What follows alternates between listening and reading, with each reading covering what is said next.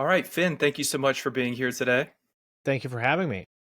Of course. So, initially, I came across your videos about 4 or 5 years ago when you were dissecting the post hardcore revival, which was something that I found so interesting to hear it from your perspective. And I just want to get into you as a person, where you grew up, and the kind of local scene that you grew up in. Well, I grew up in the Seattle area. I'm from a town called Snohomish, Washington, which is like half an hour north or so of Seattle.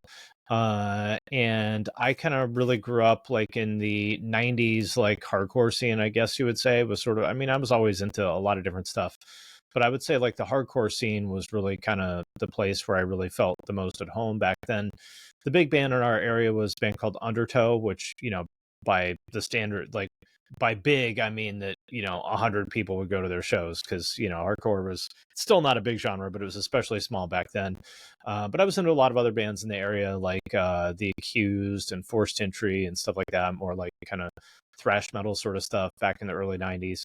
And, people think of Seattle, this was around the time that grunge was getting big and stuff. And people think of Seattle maybe as being like a great town for music, and it really never has been. Especially, back then, it was like randomly these like grunge bands got popular, but that was all. Most of those shows were like 21 and over, so I couldn't even. I didn't really want to go to any of those shows, but you couldn't get into those if you were younger, and like it was very hard to put on all ages shows. And Seattle being like way up in the northwest corner of the country, the closest city is Portland, which is not really that big either, and then from there maybe it's like Boise, Idaho or something, which is like not close at all. Like, I don't know, 500 miles away or something. So a lot of bands just wouldn't even bother, coming to Seattle because it just didn't make financial sense. Um, so yeah, that was kind of my thing is I mostly was into like, there's a lot of stuff happening in the Bay Area at the time that I was really into. And so I was sort of following that, from a distance more so than anything that was happening locally. Understood. Well, it's really fascinating. So you say you grew up in the hardcore scene. So we're talking late 90s was the period you pegged that at? Early 90s. Early 90s. Okay. Yeah. So I guess for me and why I asked this question is I my experience within the alternative scene was really at the peak of the MySpace era. So we're talking of course mid 2000s. Yeah. But everything that you do as it pertains to punk rock MBA, you're so familiar with all the nuances of all the genres. So I'm just Yeah. wondering, how did you gain a fascination for that 2000s era?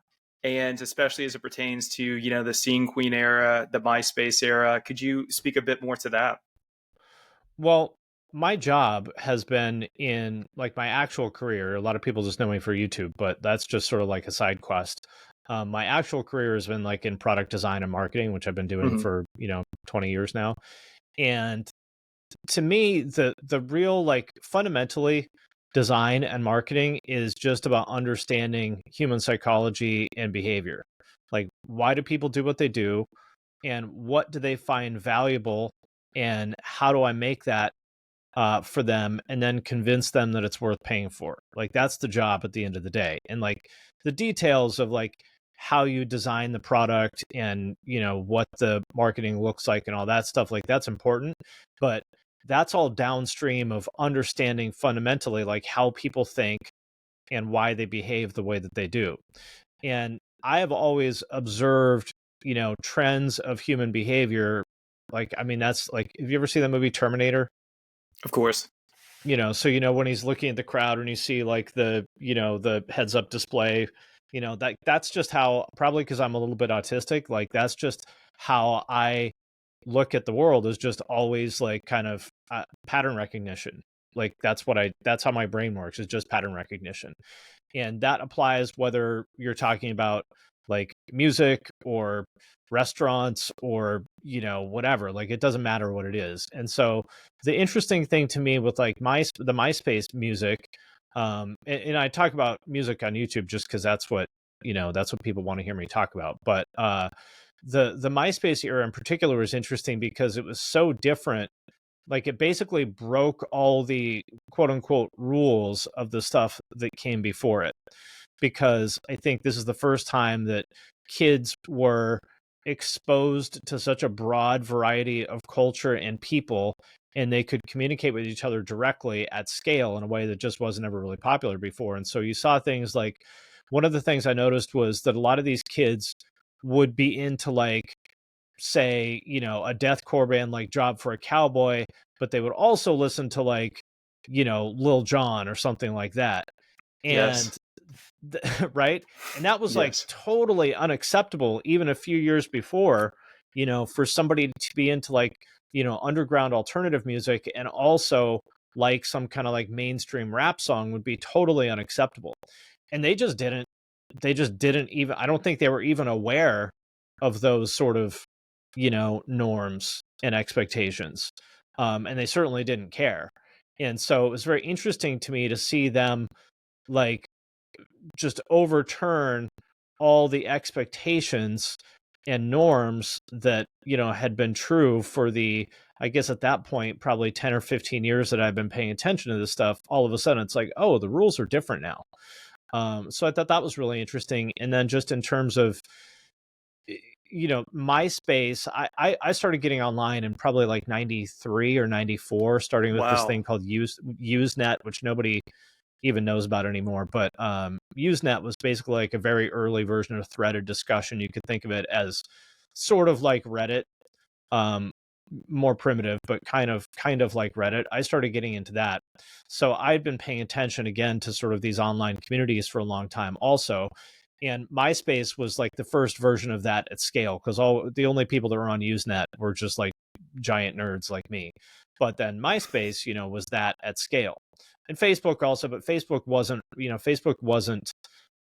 what it was for a few years after that. And so, like, basically just a combination of, like, I saw that was interesting to me because I saw that as like a real like fundamental change in the way that culture was forming and spreading uh due to technology. So that's what was really interesting about it to me. Okay, that's super fascinating. That brings a couple of interesting points that I want to touch on before we kind of move into the realm of business and your segue into that. You touched on being neurodivergent, and I'd like to hear a little bit more about your thoughts on that due to the fact that I was having a similar conversation with a friend the other day about pattern recognition and how walking Yeah. down the sidewalk, I could almost calculate the steps for somebody to Yes. arrive. Counting on I've always done these weird kind Yes. of little things. Tell me more about your experiences with that and how that's kind of shaped your worldview. Well, when I was a kid, or even an adult, like, if someone was autistic, that meant that they were like nonverbal and sat in a corner, like, shaking back and forth, and like Hmm. they were like profoundly disabled. Like, that's what Hmm. we thought autistic was. And so it never crossed my mind that that might be me, because I mean, obviously, like, I'm not that. And so I started learning more about it, like, as an adult, and I've sort of struggled with a lot of things basically my whole life, of just like, I felt like I've been watching a different movie than normal people. You know what I mean? Just Yeah, like, I don't understand how you are looking at this situation and you perceive things this way, because it's just so profoundly obvious to me that it's not that way. You know what I mean? I do. And just it's just obvious to me that the way that I look at the world is fundamentally different than, you know I'll say normal people, but whatever word you want to use. But and I always just thought that that was like me. I thought there was something wrong with me, or that I was just like an asshole or difficult, or just like, I just felt like I was flawed in some way. But then I learned, pretty recently, like probably in the last 5 years or so, I just learned more about this. For example, and it's not even like social awkwardness, because I'm not socially awkward. Like, I don't have a problem talking to people or anything like that. Like, there's maybe an idea that, people on the spectrum, like, have bad social skills, and that might be true for some people, but I don't actually think that that's like fundamentally true. For me, it's a lot of stuff sort of clicked into place. For example, um I get like very kind of flustered if my routine gets disrupted. Like, I eat the same thing for breakfast every single day, and I have for years, Me too. and I have zero interest in change. I do not like trying new things. Like, I like this. Why would I change that? And if my routine gets disrupted, I feel a little bit of a fight or flight response. Um, and I'm able to kind of, like manage that. But other like kind of sensory things, like if someone's mowing like I hate leaf blowers and lawnmowers. I hate them. Um, like much more than I should. Like it doesn't make any sense, but I'm like, why am I like kind of angry at the fact that somebody's like using a leaf blower outside? I also get like really kind of upset by like if I see trees cut down, like they're doing some construction down the street from us. And it like when I see like someone that's cut down a tree, to me, I feel the same way as someone else would feel if they saw like a human corpse on the ground. Do you know what I mean? I actually do understand what you mean. Yeah, it seems I don't want to say to normal people, but let's just say those who are not neurodivergent, it might seem extreme, Yeah. but it's that coalescence of your nervous system with your brain stimulus that just creates this physiological Yeah. response Yeah. that's so Exactly. extreme. Yeah, Right. it can't be helped. I understand. So for someone Right. listening, they might say, "How do you correlate?" But no, you feel it. It is real, and it is It's what it just how is. my brain works, for better or worse. Now, the flip side of that is that like, and I'm not, I don't think this makes me superior or anything like that, but I have like extremely good pattern recognition skills. I can almost always, if I look at a system, I can almost always understand how it works. And given the inputs of a system, I can predict the outputs of a system faster and better than like almost everybody. Hmm. Um, but that like has to be managed too, because one thing I've noticed is that um, people don't like to feel stupid. And no, I'm not saying that they are stupid. I'm just saying like I've become aware over time that because I figure things out way faster than almost everybody, and like by the time someone is like halfway done with their sentence, I'm like, yeah, I get it. Here's the answer. Completely. And I No, have to be that's careful true. with that because people don't like that. So I have to kind of I've learned to be patient and let people sort of go at their own rate, you know? No, completely. That is a life skill. And I think that kind of gets into our conversation on business too, because it's learning how to navigate those realities of business and those communication skills. Yeah. Because I would feel the same way you do. I just want to jump right into it and Yeah. say, it's X, it's Y, Right. have it done with. So I think as far as neurodivergence is concerned, I think it's probably benefited you tremendously in business. Um, of course. So I'd like to Well, talk some yes and more on no, that. but yeah. Tell me. Well, I mean, like, like we were talking about, one of the things that, so I've told this story before, probably on some podcasts or something, but many years ago, I had a boss, the CEO of the company that I worked for at the time. It was like an industrial design and engineering agency. And he was not like a designer. He was like, to make a long story short, he was like a sales guy who sort of ended up buying this company. Really good dude, but he was like sort of a just no nonsense Midwestern football coach kind of guy. And Yeah. he called me into his office one day and he's like, Finn, let me tell you something. And I was like, what's that? And he's like, nobody really gives a shit if you're good at your job. They only care about whether it feels good to work with you. And I was like, oh, fuck. That's not good. That's wild, though. That's the antithesis of like being productive and making things people care about. But But I that's don't know. reality, you I know? suppose you're right. Yeah. However, I would say that one of the things that I have also realized about myself, and probably this is true of a lot of neurodivergent people, is the idea of the golden rule of like treat people as you want to be treated does not Hmm. work. Because like I don't really give a shit if someone is like really blunt with me. They could cut me off and say, everything you just said is wrong. Here's why. And as long Sure. as they're correct, I'd be like, okay, thank you. You're right. Yeah. Normal I people know. don't I'm work that completely way. with you. That's true. But you still done so many amazing things that I think it's been to your benefit. I try to angle it that way because Yeah, it I'm has been. Yes, I agree. and because I think ultimately the people who respect your output and respect everything you've done, not only as it pertains to your work with Punk Rock MBA, but your main work in marketing. I mean, I think they could probably recognize the amount of effort you put into everything. I mean, it certainly shows. Yeah, yeah. I mean, it's tough. I think one of the things that I learned, I had a professor in college that told me this a long time ago, and it's very true, is that our strengths are also our weaknesses. And that's just sort of fundamentally true for everybody. And the key is to be aware of that. So yes, like I have super good pattern recognition skills and all that kind of stuff. But at the same time, like I talked about, the way that those are expressed, the way that I express that, I have to carefully, I don't really have to put very much effort, to be honest, into like finding solutions. Like that's not hard for me.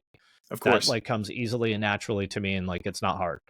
Where I have to put the effort in is like basically in how I socialize that um throughout a team. Whereas most people probably are the opposite, because like it's easy for them. Like I'm not into like small talk. You know what I mean? Like Same. I don't care what you did over the weekend. No hard feelings. It's not like I don't like you. It's just like why would I don't care what you did on Saturday, and why would you care what I did on Saturday? I But completely agree. Yeah.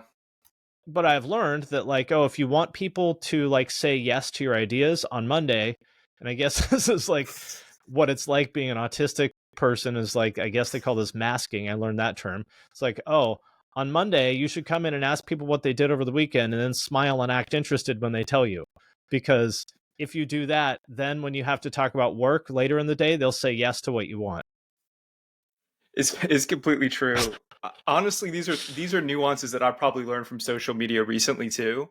I'm in the same position as you, learning terms like masking and learning the implications of those things. So yeah, it's super fascinating. Well, Finn, could you tell me a bit more about that journey that got you into business and into marketing in the first place? I would love to hear just more about your path and, where it's taken you.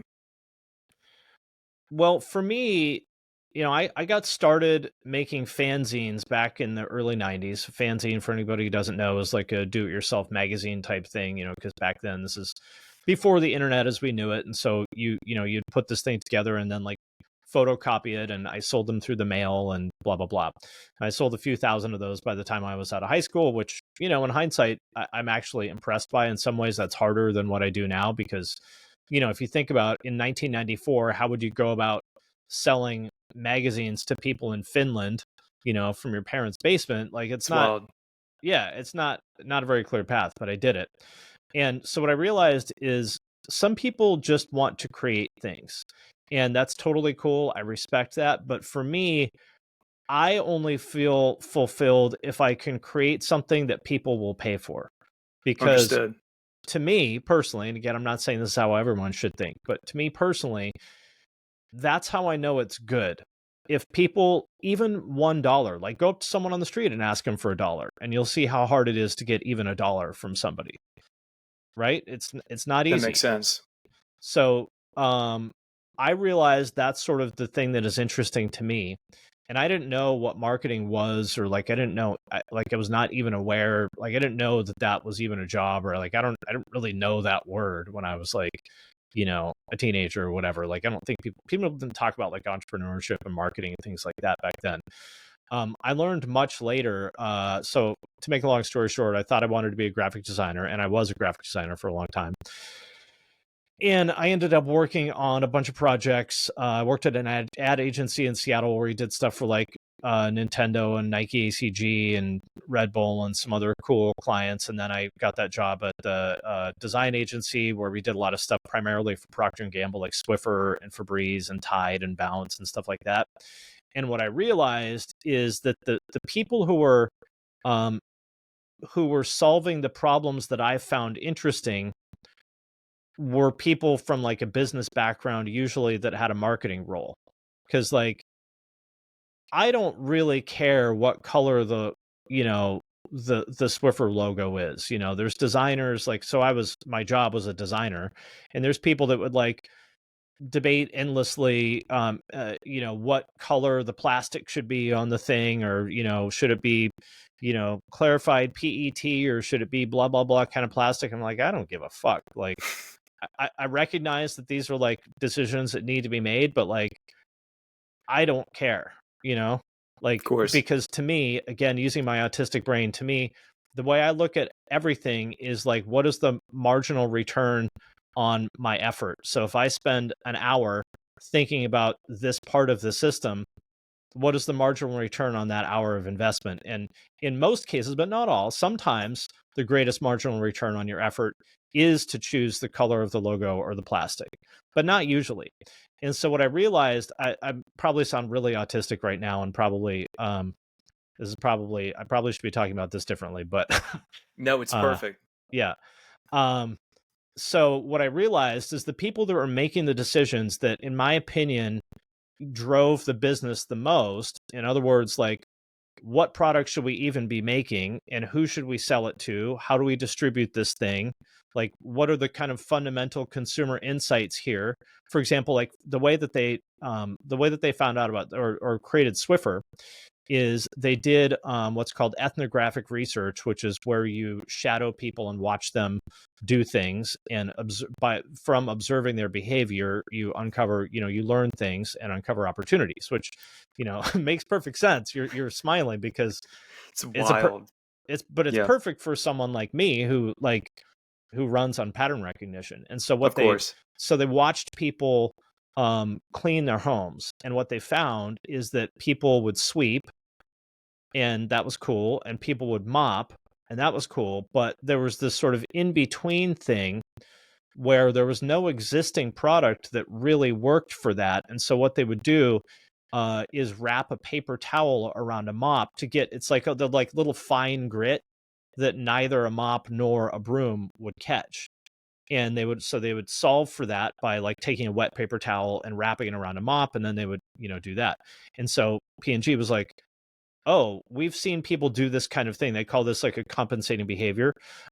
We've seen people use this compensating behavior so many times, like, we should turn this into a product. And so they did. And I was like, oh, that's the kind of thing that I would like to be doing. A little bit upstream of what color is the logo. Now for Swiffer, the brand color is green, and it's a nice shade of green. But if it was blue or purple or red, like, the product would still be just as successful. You know what I mean? And I'm not putting down the work that the people did on that, but it's like, that's not really what's moving the needle here. And that's what is motivating to me, is like, I want to move the needle of the business.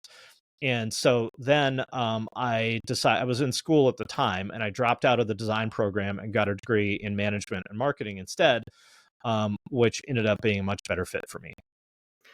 Okay, that's super fascinating because it seems like you're so incredibly nuanced as it pertains to that particular topic of marketing and of business. And I'm curious how you've applied that to your own practice because it's been interesting. You've worked with a lot of amazing brands, you've worked with a lot of amazing artists, but how did you tie those two concepts together? That very granular, nuanced take on marketing that you're discussing now with your love for basically music? Well, I wouldn't say necessarily that I don't really listen to music, anymore. Like I used to, but I don't really listen to music. For Um, sure. and what I do on YouTube is, I mean, it's not like I'm opposed to music or something like that, but like, my interests are more along the lines of like, product design and marketing. Like, that's what I Sure. think about all day. Um, what I do on YouTube is no different than anything else. Is I observed, like, oh, I know a lot about this topic, and there's a lot of people on YouTube who are interested in this topic, so I should make videos for them. And so the very beginning of my channel, which you probably never saw, but I talked about other stuff at the beginning. It was a lot of sort of like, stuff about like business and self-improvement and stuff like that, but nobody cared. They didn't give a shit. And again, me putting my sort of, I don't know any other way of sort of looking at the world of like, well, I want to I want to create a product that other people, where there is demand for this product. I'm not going to put out videos that get 50 views because like that's not interesting to me. The challenge to me is like, can you make something that people pay attention to? And so then I switched to talking about music, and that obviously took off. And so that's what I have chosen to focus on. Well, that makes perfect sense. And you've worked with some really cool bands as well, that I'm also a huge fan of Mice and Men, A Day to Remember, hmm Periphery. Could you speak more to that, how that came to be, and what your thoughts are going forward? Yeah. So Back in 2013, I got a job at a place called Creative Live, which was a Silicon Valley startup that does online education for creative people. Originally, at the time, they're sort of focused on photography. And if anybody follows the startup world, we raised, I think, like about $60 million. And when I say we, I mean, Chase, the CEO, did, not me. I played a minor role in sort of helping him put together some materials and stuff for that. But that's him, not me. But we raised like $60 million or something like that. Our lead investor for our Series B was Social Capital, which is led by a guy named Chamath Palihapitiya, which if anybody knows who he is, like this is Chamath before he was Chamath, when he had just sort of recently quit Facebook. But anyway, so I joined that company pretty early, like right after we had raised our Series A and before we had raised the Series B. And my role was just sort of undefined, as is often the case at these like early stage startups, as just show up and do shit. So we were sort of focused on photography and kind of like some general entrepreneur kind of stuff at the time. And I overheard the co-founder, he was just standing next to my desk, I've known him for a long time too, saying something about like, oh, maybe we should do stuff about like, how to make music. And I was like, oh, well, I could do that because a couple of my good friends were like music producers. And I was like, I'm pretty sure I could convince them to do some classes for us. And he was like, all right, go for it. So I did, and it ended up being more successful, I think, than we thought. And so the first one went pretty well, and then I, sort of putting out the feelers about, who else I could get to teach a class. And so the first, I would say, like big success that we had was we had Kurt from Converge do a class, which ended up selling really well, much better than we expected. And we're like, okay, there's something here. And then I got introduced to Matt from Periphery via a mutual friend, did some with him, and that also went really well. And I hit it off with the Periphery guys. I still talk to them like fairly often, especially like Misha and Matt, but they're all super cool guys. Very smart. I mean, you can see from their success that they understand how to run a business. And Misha and Matt are both like, in different ways, like very, very, very good business people. And so I worked with them on that stuff for Creative Live. And then I think just somehow or another, I think their manager was like, hey, do you know how to run Facebook ads? Because, we should do that. This is before people were really kind of doing that a lot. And I was like, yeah, I can do that. So I ran some Facebook ads for them and helped them do some other stuff. Like I was involved to Get Good Drums in the beginning, and Horizon Devices, which was like a pedal company that Misha was part of. I'm not sure if he still is. And then just sort of got introduced to people through that. If you want to do this kind of work, like word of mouth is the way to go. That's the way any sort of like, professional services business. You don't need a big social media audience. Like if you have one, that's cool, but it's not important. Word of mouth is the way that it's going to spread. If you do good work for one person, people will find out and they'll come to you, and you don't like, that's the best form of marketing. I think it's really important people hear that, because I think you have many gems as it pertains to this. Yeah, no, I do agree with you. One project kind of begets another. Yeah. And sometimes you just got to get started. Do you have any advice for people? I'm curious to hear your advice. I have my own thoughts, but what would you say in terms of advising people who want to take on like a lot of really significant work, projects, could be creative projects, things of that nature? The biggest thing is to focus on as narrowly as possible, which a lot of creative people don't like to hear, but you'll hear this advice from almost everybody for a reason. So focus on one skill for one particular type of client. If you want to, be like a service provider, if you want to sell a product, same thing. It doesn't matter. Like one product for one particular specific demographic, and just triple down on that. So you'll hear a lot of people say like, oh, well, I'm a graphic designer and a music producer, and I also do like motion graphics and video editing and, social media. You cannot be good at all of those things, at least not, if you want to get good at all those things. I don't know anybody that's good at all of them. And if it was going to happen, it's going to take you 15 or 20 years. And also, nobody is going to take you seriously. If you say that you do all of those things, you will be perceived as someone who's mediocre at a lot of things, and nobody wants to work with that person. They want to work with someone who is the best of the best of the best, right? So focus as narrowly as possible. So the formula I would use is come up with a pitch for yourself that says, I'm so and so. I do the following thing for blank, where the blank is the ideal client that you would like to work with. For example, let's say a graphic designer. Say, I'm Finn and I'm a graphic designer. I make promotional graphics for documentary films. Like, that's the level of like focus that I think you should go for. And that may turn into, over time, you could go broader than that, but you want to be, it's not important about being all things to all people.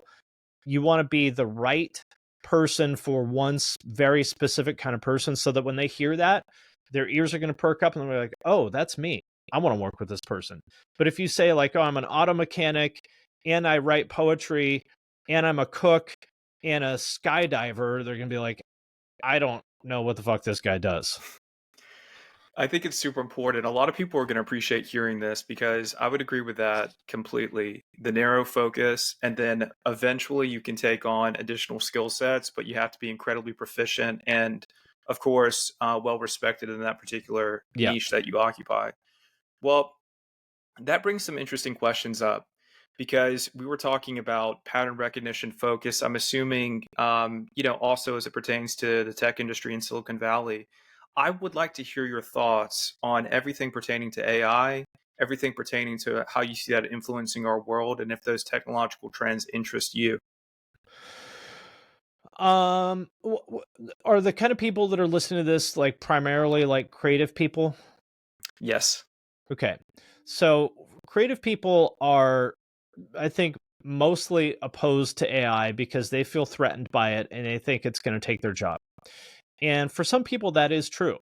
But the people who are going to be threatened by AI in the near future are people who um, do not have a specific, unique point of view and don't do something. Basically, if you can be displaced by AI at the moment, maybe in a few years this will be different, but if you can be displaced by AI right now, that means you weren't good enough at what you do. And I don't mean to be blunt or harsh, but it's just a fact. Like, if, Stable Diffusion or Chat GPT is better than you, you suck and you need to be better. As just a harsh fact.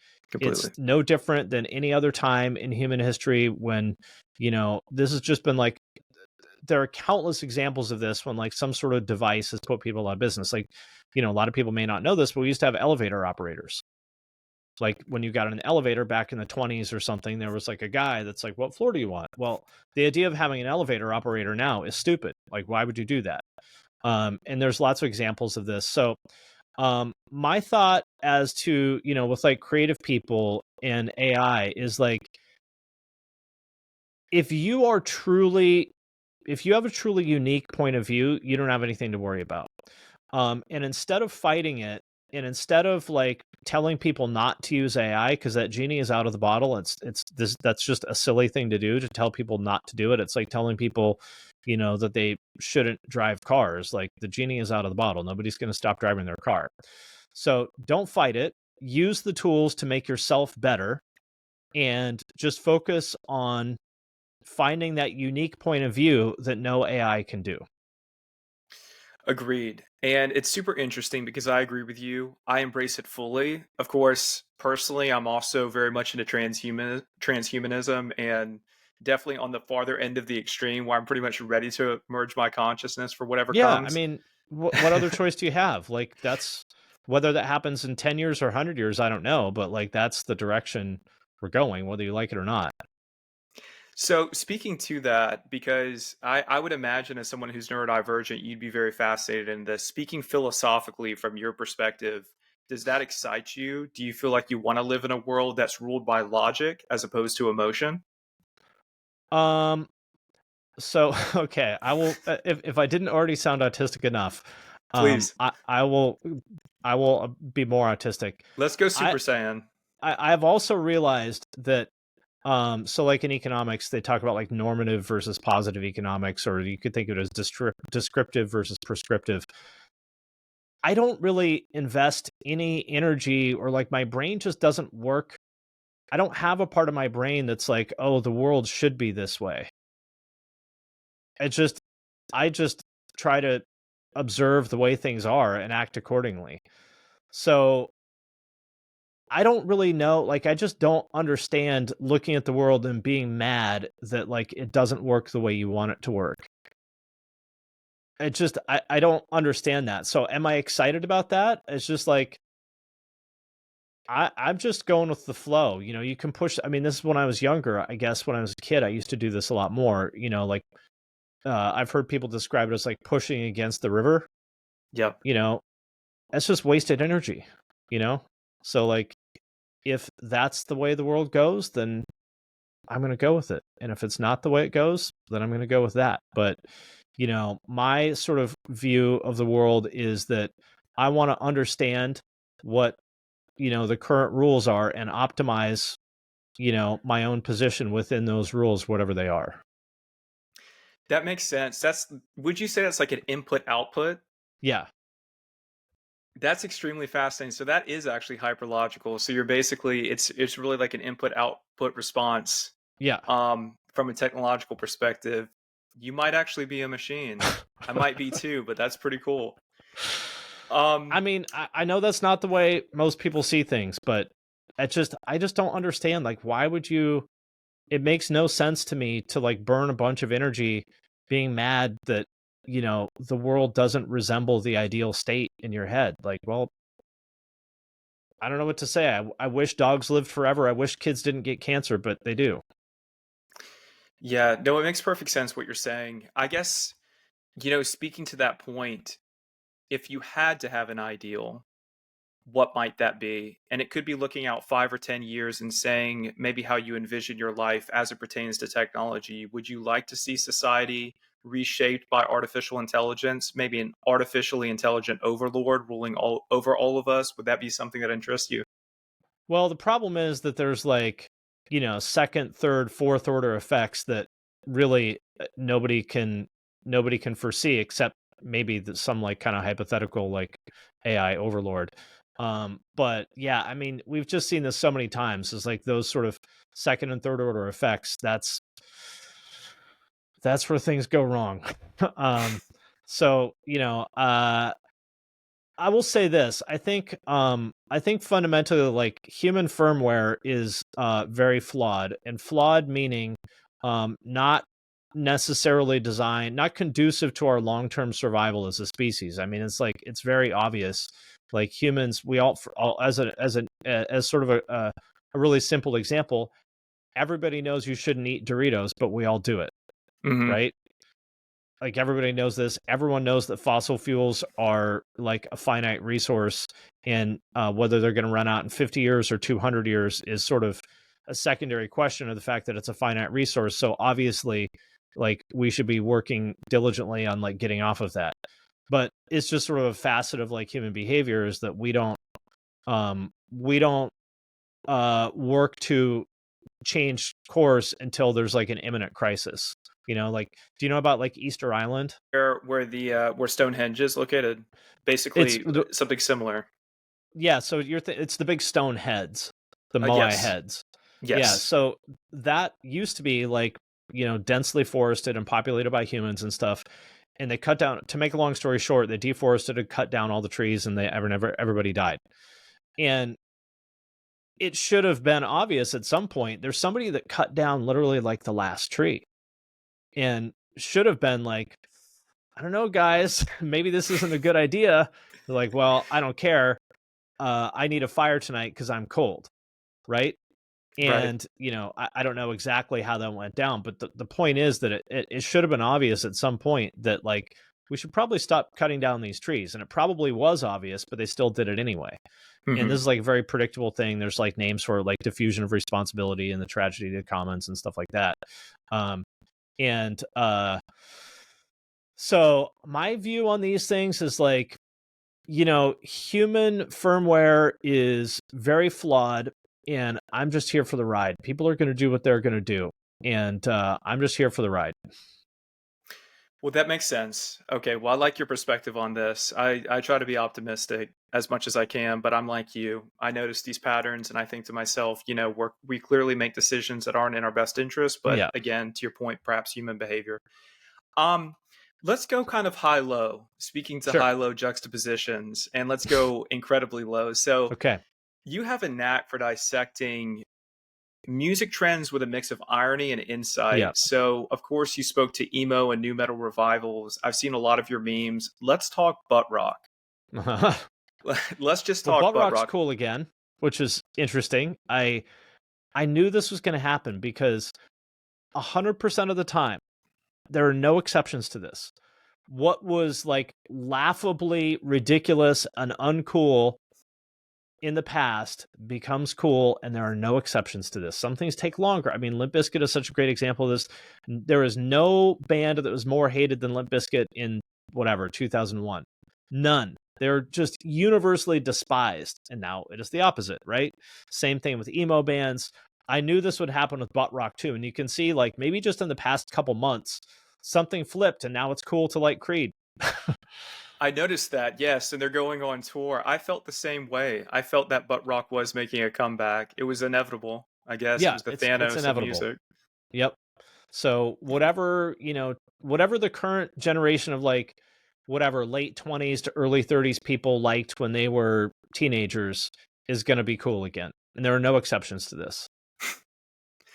Well, Like that's pretty. MGK Whoa. in 10 years, maybe 15 years, whatever, people are going to hold up MGK as an example, like real music. They're going to be like, what's wrong with kids these days listening to this crap, like blah, blah, blah, whatever the new artists are.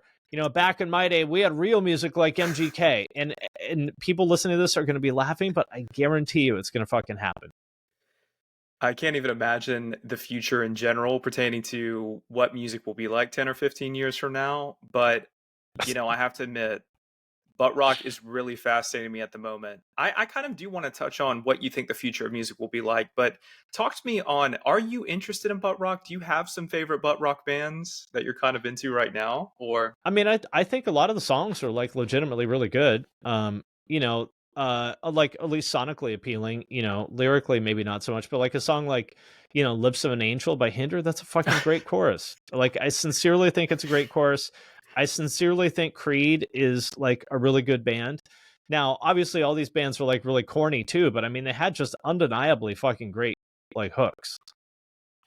I agree. And the fashion, what's your take on the fashion? Because I've been seeing a lot of your memes on that. Absolutely. So we got to go down the butt rock checklist. You need the soul patch, or as I like to call it, the landing strip. You got to have some chunky rings. You got to have the boot cut bedazzled jeans, leather wrist covering. Wrist accessories are a very important part of butt rock. Ideally the leather wrist cuff, but any sort of like chain around your wrist works. A chain wallet also important. There's also, I don't even know what brand they are, but there's like those kind of shoes that those guys never stopped wearing. They look like they're not work boots. They're like, they're leather shoes, like low top leather shoes. I don't even know what brand it is, but they all wear them. Okay, so I'm going to go down this rabbit hole later, I'm sure, just based on what you're saying, because I think you and I are actually a lot alike in that we look at things, I think, to agree to with a degree of irony, but also in a non-ironic manner. Yeah. So, for example, speaking to fashion, I was interested in. I was doing collaborations with brands like Ed Hardy and stuff like that Okay. before there was a Y2K revival. And Right. why I think that's interesting is like in my mind, it was so uncool, it was cool. And then Yes. to everybody else, it took them kind of time to reinforce that, hey, this is a wave of nostalgia. Yeah. So Well, I'm what really what with you. sorry, go ahead. No, please. What I appreciate about butt rock is just that, like, I do not like pretentiousness. That is like just anathema to like my soul. Like anybody that takes themselves seriously or like thinks that they're really fucking important or whatever, just like I cannot handle that. And butt rock is probably like the least pretentious like genre of music. Like nobody in a butt rock band thinks that they're any sort of like important intellectual or whatever. Like the fans don't give a fuck. Like I've made just about every fan base like irrationally angry by making some silly joke about like their fucking shoes or something. Butt rock fans never get mad. They don't care because my model is that the amount of IRL social currency that a fan base has is inversely correlated with their happiness and how chill they are. So, if you look at like, Midwest emo or ska, something like that, these people are turbo dorks IRL. Nobody cares about them. Nobody likes them. They're total outcasts, and incredibly angry and touchy online. Butt rock fans, they don't give a fuck because they're just too busy, having babies and driving their F-150. They don't give a shit if you make fun of their shoes from 2004. This is absolutely wild. No, I grew up, look, but here's the thing, right? So I grew up in the South, and very different part of the country. There was a lot of juxtapositions in my life, but I say that to say this. When I was growing up, there was obviously a rift between the trendy emo kids, like myself, I would, if you want to categorize it that way, seeing kids, Yeah. and everybody else who was interested in butt rock or something akin And to then there's that. the Maybe even overlap is 3 Days Grace. who actually I love. They're great. So that's incredibly wild, but I guess I say that to say this. I've circled back to everything as a child that I kind of would see myself out of. I now actually unironically love. Yeah. So it kind of came full circle. I don't know. Maybe you feel that way too. No, because I've just never really, I've never really been sort of closed-minded about music. Like, I mean, even when I was a kid, I would listen to like, you know, Morbid Angel and, whatever, Dr. Dre and Madonna. Like, I just never thought that way. Never been like a tribalist kind of person. Excellent. But I understand what you're talking about. And I think, when you're a young person, it's like a teenager, especially, like so much of it is about establishing your identity and telling people who you are and where you belong in the world and stuff like that. And so a lot of it is like rejecting the thing, in-group and out-group dynamics, basically. So if I reject the out-group, then that will show people what in-group I belong to, which is, very, I don't know, just kind of silly, kind of like low vibrational behavior to me, to like define yourself by what media you press play on. But that's just how that's how a lot of people work. I completely agree. So, speaking to that, going forward and looking out 5 and 10 years in the music scene, I know this is going to be difficult to predict because everything is happening so quickly. Yeah. But I do want to get your opinion on this. What do you think the state of affairs will look like in the alternative music scene looking out 5 to 10 years? And I preface by saying this. You called, even as it pertained to MySpace, that coalescence of rap and basically emo being on the same mixtape. For me, it was maybe Yeah. Under Oath and Young Jeezy on the same Right. CDR, right? So looking at those combinations, now everything is just coming together and there's not as much tribalism. What do you see happening in the next 5 to 10 years? I think that music in general will continue to become, I'll call it more like audio than music, if that makes sense. Because if you look at what's happened in the past, I don't know, 5 years, but really the past like 3 years as TikTok got like super, super popular, music is no longer like listening to music is no longer a primary activity. People don't like sit down and listen to an album the way they did when I was a kid. And so now increasingly music is like the background audio to something visual, whether that is a video game or a TikTok or something like that. Like a lot of songs now that are popular on TikTok, it's not quite accurate to say that the song is popular on TikTok. There's a piece of the song that is popular on TikTok that's oftentimes used as kind of like, we'll call it the punchline to a joke, or as a way to like, I don't know, set the mood for like some sort of piece of video. For example, like Taylor Swift, the song Cardigan. The part that was very interesting to me, that was popular on TikTok, but the part that got popular was not like the hook or like some sort of lyrics or something like that. It's a part of the bridge.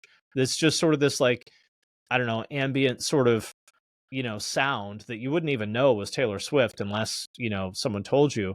And people use it in these one example of it that I saw was like this woman talking about like her kid had to have all these like surgeries when he was a baby and stuff. And it's just like it feels very emotional, like just it's almost like the score of a movie. And because TikTok in the app tells you what song it is, that helped make the song more popular. But it could have been, as we've seen on TikTok, it could be any part from any song. It's just really like, is there a part of this piece of music that can be used as audio to either set the emotional tone for something that's happening, or as the punchline in the music, it's like, oh, I did this dance and then I fall down, and there's like, some funny lyric about falling down because, her titties are so big or something like that. And so I think that's where it's going to go, which I know a lot of people aren't going to want to hear, but um, I think music increasingly is going to be, basically audio, more like a score than like a song. And also another kind of trend that I would see as supporting that is like, if you look at what's happened in rap in the past 7 or 8 years or something like that, um, the music itself is really secondary to like the rapper's life and personality. So like we care about them because of their huge personality or because of their like crazy life or something like that.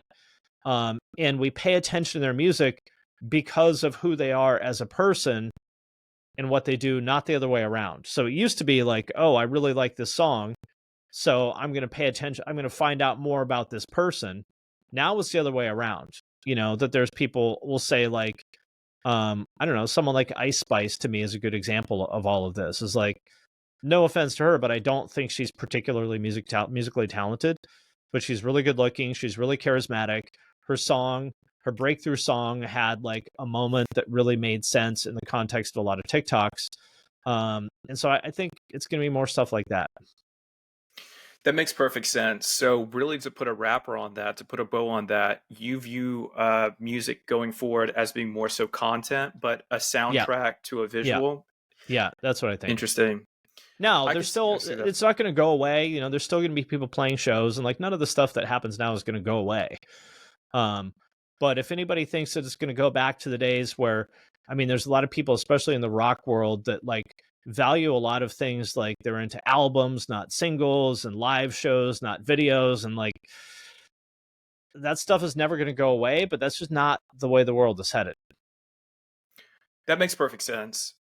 Now, you're effectively articulating exactly where the trends are headed, and I'm sure you've had similar conversations with your friends who are musicians as I have. And I mean, it is what it is, and it goes back to our previous point in the conversation about advancement and just Yeah. whether it be AI or anything, or just even apps themselves, just to get on board, embrace it, whatever it is, and Yep. continue progressing. So like there's a lot of people, a lot of musicians who kind of get stressed about this, and I understand why, because they're like, well, I'm a musician. I'm not a big personality. I don't want to make videos. I don't want to like be a clown. I don't want to do all the things that it takes to kind of get attention in this world. And I completely understand that. But that is just sort of the reality of it. And if you think that, just making songs and putting them out there into the world, that somehow people are going to discover them, it could happen, but I would say that's probably not going to happen. So how do you adapt to this? Well, I would pair yourself with somebody who is a fit for that. Someone with not a lot of musical ability. For example, one of my good friends made a song for Logan Paul. Uh, Logan Paul, amazingly good at being a clown that gets attention, right? He's one of the best in the world at this. Not a lot of musical ability. So you pair yourself with someone like my friend Morgoth Beats, who is an incredible musician, but a very low key, like mellow personality. That's the way to adapt, That or makes one perfect way to sense. adapt. No, collaboration is key. I think you're absolutely right about that. And speaking to collaborations with you in particular, who are some people you would love to collaborate with in the future in any capacity? Brands, people, things like that. I'd love to hear. Well, I'm thinking about starting a business focused podcast. And I don't really have like a super clear idea of what that would look like yet, but probably the podcast that's closest to what I have in mind. There's a company called Reforge, um, run by a guy named Brian Balfour, that does a show called Unsolicited Feedback. That's probably closest to what I have in mind, where they talk, in very specific action. Like, I'm not into like what I would call like info porn, of just these sort of like vague, broad, inspirational kind of conversations with people that just talk about platitudes. Like, I get why that's popular and stuff. It's not for me. I don't care. What I'm interested in is, like, for example, the one I just listened to this morning while I was working out. This is how autistic I am. I listen to like marketing podcasts while I'm lifting weights. They were talking about the rise and fall of Cameo, and specifically, like, at a very tactical level, like why Cameo as a company failed to capitalize on the wave that they had, from COVID, and what they could have done differently. Mhm. So I think maybe that would be something that I'd be interested in doing. And the kind of people that I would like to have on would probably, mean nothing to the people listening to this, but really anybody that I'm interested in talking to anybody that runs any kind of successful business. And I really don't care whether it's like name value or not. It could be someone that just runs a dry cleaner or landscaping business. It does not matter to me what it is. Like, I respect the shit out of anybody that is able to like run a viable business of literally any kind. I agree. I It's totally agree just with so that. goddamn hard. Well, what's interesting is when you go to a small town, people always have these perceptions of the way small towns function, right? And I say that because having lived in big cities like you, but especially Los Angeles, you see a lot of internationally facing companies or brands or Yeah. people, but little do they know that some of the wealthiest, most successful people run very low key endeavors in small Yep. towns. And basically, you would have no idea, but they are by far just the most successful at what they do. So I'm like you. I've always found fascination in that. I'd love to see you do that. Like, I'm interested in parking lots as a business. It's a great Like, business. you got to come up with a lot of capital, I would imagine, to like buy these things in the first place. But, let's take aside COVID. But other than that, it's basically like very predictable cash flow. You buy parking lots in some place like, whatever, like West Hollywood or whatever. I'm sure it's cheap, or sure it's expensive, Hmm. but that thing's going to be full every day, and they're going to fucking complain about paying $80 a day or whatever, but they're going to pay it. I completely agree. It's super fascinating. Yeah, it's like businesses that aren't the most sexy, but Yeah. that again provide that cash flow, provide that revenue quickly and effectively. Yep. I mean, I don't know. That might be the direction the world is headed in, regardless, because when Storage units, AI, that's another one. Like, a friend of mine yes, who's like an investor, he was so excited about this. He's like, dude, we're investing in this and this. It's the best business in the world. People pay you to just put their shit in a box, and then they never even come and look at it. It's the best. it's absolutely wild. No, I think if I think hard tangible assets like that really are the key to diversification. Let me ask you this question then, because that's interesting. What would be something obscure, a business you would like to own or run in the future? Well, I'm into like SaaS businesses, software as a subscription, or software as Hmm. a service. Sorry. So anything that you like buy as a subscription, there's lots of reasons why I like those. Number one, that the margins are very high. So it's, like whatever, 90% plus gross margin. Number Okay. two, they scale very well. The marginal cost of serving an additional user is effectively zero for most of them. Whatever the cost of AWS or whatever is, which is probably a few pennies for most of them, they scale really well. So that's the most attractive kind of thing to me. Like, B2B SaaS is the most attractive business in the world, because if you take something like Salesforce, although Salesforce is actually not profitable, so maybe that's not the best example, but we'll use Salesforce or Oracle or any of these like big ERP companies. You're essentially, the switching costs are so high once you're locked into one of these things, even though everybody hates it. Like, zero people like, oh god, Salesforce is the best. I'm so excited to like log in every day, and like, use sales. Like everybody fucking hates it, but you got it. There's only so many options. They all suck. And once you're locked in, it is so expensive and difficult and annoying to rip it out. You just sort of roll your eyes and accept the pain and pay them millions of dollars a year for the privilege. Understood. Well, there has to be a metaphor somewhere in there as it pertains to ecosystems. And, Yeah. you Yeah. know, Same thing. Same thing. It's like, I mean, this basically all what you're talking about is like effectively everyone wants to be a monopoly, which is mhm. the reason why we need laws to prevent that, because, at a certain point it becomes like dysfunctional to society if we enable too much rent seeking. But that's what everyone wants is they want to extract rents in the economic sense. I mean, look at Interesting. AWS, for example. For anybody who doesn't know, it's Amazon Web Services, which hosts something like 40% of the internet, like Netflix and the FBI and the CIA and stuff like that. Basically, they have a tax, and then Azure is Microsoft's equivalent of that. Both of them have without actually having equity in these startups, they effectively have equity in all the startups, because as this company grows, their AWS bill is going to grow as well, right? So Right. they're effectively taxing, as they call it, infrastructure toll collectors. Like that's the ultimate business, is being an infrastructure toll collector. Basically being the base layer that a lot of businesses effectively operate on top of. Exactly. Exactly. That's what you want to be, the infrastructure toll collector, the guy that owns the only well in town. Yeah, you do see that a lot, and it could be even an art too. It's when people like take it, for example, you're a rapper, and then eventually you want to diversify, own hard assets, but maybe be infrastructure for other artists to build their careers on top of. Maybe it's even a record label. It's Yeah, interesting. I would there's a reason why no sophisticated investor will touch anything related to music. Hmm. However, at the same time, if you know it, there's plenty of people that get rich from music. So just because an investor won't touch it, it may still be a good business for you. I completely agree.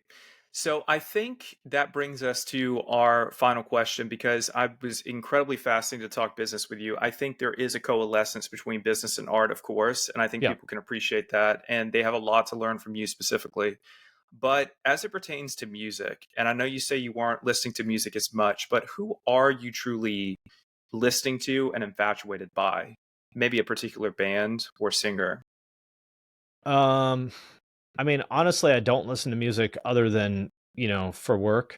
Hmm. Um, but I mean, yeah, I really just don't. The last thing that I listened to is just a random Spotify playlist called Dark Academia for studying, because my son was crying and I needed something to sort of like drown it out.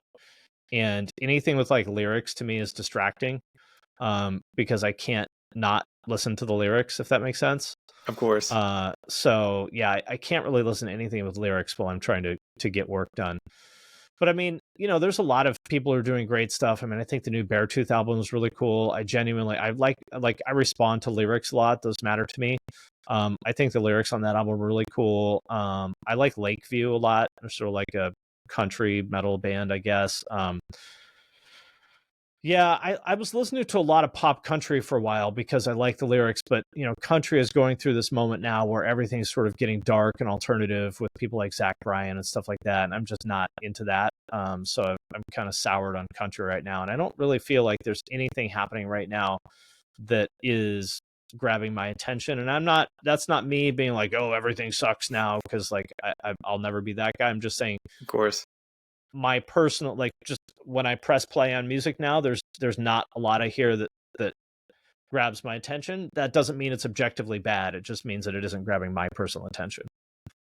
No, I totally understand. I'm interested in a smooth jazz playlist right now as well. I've definitely entered this period in time where as much music as I'm always consuming from the alternative scene, I definitely need just like smooth jazz to concentrate on work.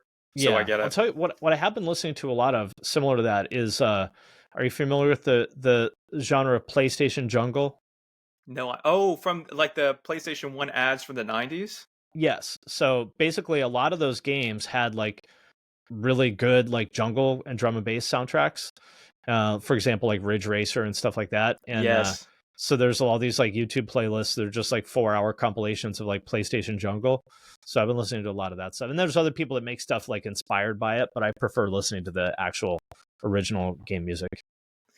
I'm obsessed with that. I'm obsessed with that now. That's very interesting that you say that. I'm gonna go check that out. Um, Finn, it's been incredible speaking with you today. I think we touched on a lot of cool things pertaining to both art and business, which was an absolute pleasure. So I'm glad we got to speak to the business because you're incredibly knowledgeable. Thank you for having me. Of course. Well, I look forward to having you again sometime and have a great rest of your day, brother. I appreciate you. You too. Thank you, Ben.